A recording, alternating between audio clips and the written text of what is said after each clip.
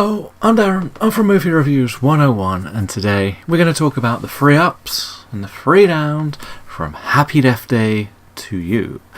Directed by Christopher Landon and having the returning cast of Jessica Rothe, Israel Broussard and Phil Vu.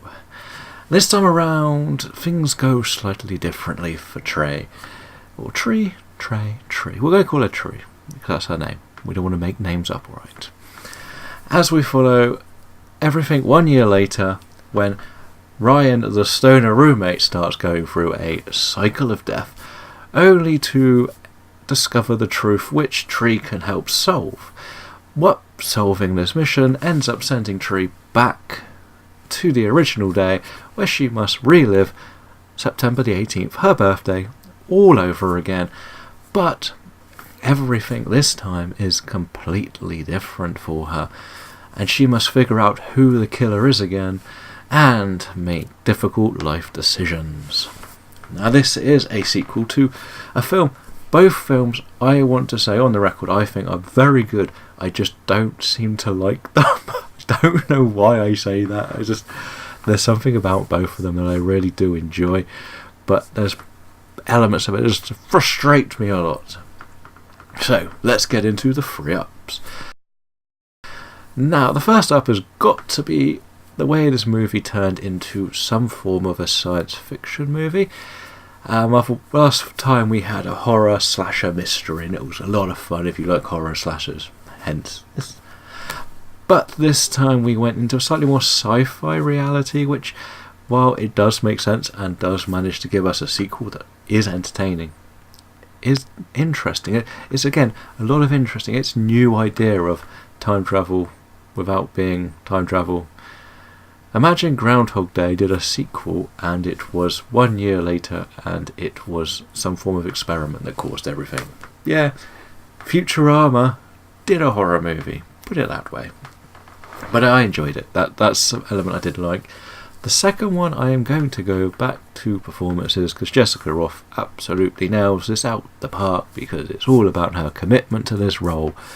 If she doesn't go all in with every reaction, everything she has to go through, and again, her character has a lot more to deal with this time, you will have a bad movie. She carries this movie and above everyone else. Simple as that.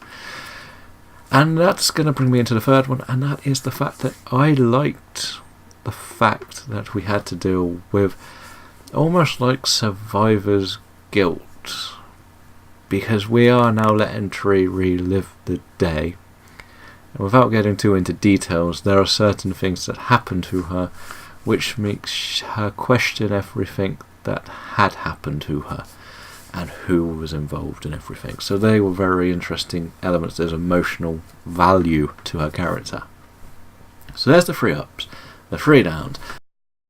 The first one is clearly, if you did not see the first movie, a lot of this one won't make as much sense.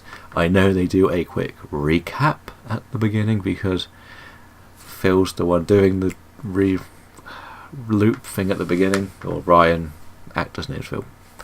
Ryan's doing the re-loop, Trey's filling in to him what happened, which is to the audience to what happened, yeah. But there are little niche, little bits that will not quite make sense, which I think was a bit disappointing. It still relies heavily on the fact that there is a babyface killer. The problem with this is we don't really solve or go around solving it. In the first one it was, I'm going to look at this person, and see if it's them. In this one it's just there, and nothing. The suspects aren't different because it's the same day. Yes, we don't even run through the list, and that's what's really disappointing. It's, well, if you're going to tell me it's not going to be Laurie, then it's only going to be about 3 or 4 other people, and it was a bit frustrating to watch, because you kind of, when the reveal happened, it's like, meh, don't care. It just didn't care. It was like, again, if we refer back to Scream, imagine if they did a Scream in a different universe and it wasn't Billy and Stu that did the killings, and it was just randomly, I don't know, Rose McGowan's character. And it was like, okay, why do a sequel to tell us there's a different killer this time? It's at least to give us a new killer, I say, for example, instead of giving us the same suspects that we could use. And my final thing is, well, it was interesting to play on the death sequences again. The problem is a lot of the death sequences are comical and glorified attempts at a suicidal thing, a bit like what Deadpool 2 did especially. We didn't need to see this sort of thing. It made it quite comical and easy to access for people.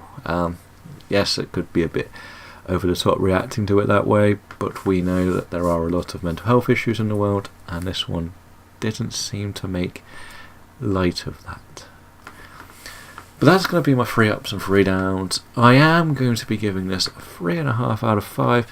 Yes, considering I said I didn't like it, that's still quite a high rating.